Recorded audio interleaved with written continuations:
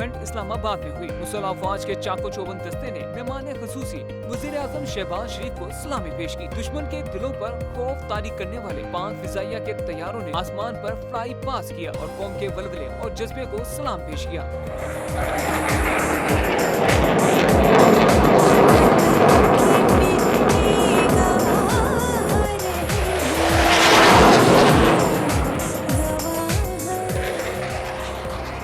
वज़ीर आज़म शहबाज शरीफ ने तकरीब से खिताब करते हुए कहा, पाकिस्तान ने दुश्मन के 6 जहाज गिराए। दुश्मन के मुंह पर ऐसा थप्पड़ रसीद किया जो वो कभी नहीं भूल सकेगा। जवाबी हमले के बाद army chief general Asim Munir ने कहा, दुश्मन की जानिब से सीज फायर की पेशकश आई है। मैंने कहा, इसे कबूल करें। दुश्मन के मुंह पर ऐसा थप्पड़ रसीद करेंगे कि वो उम्र भर उसको याद रखें।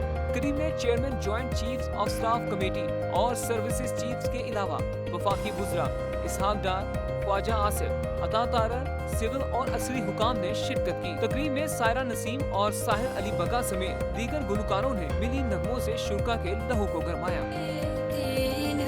मेरे दाता दी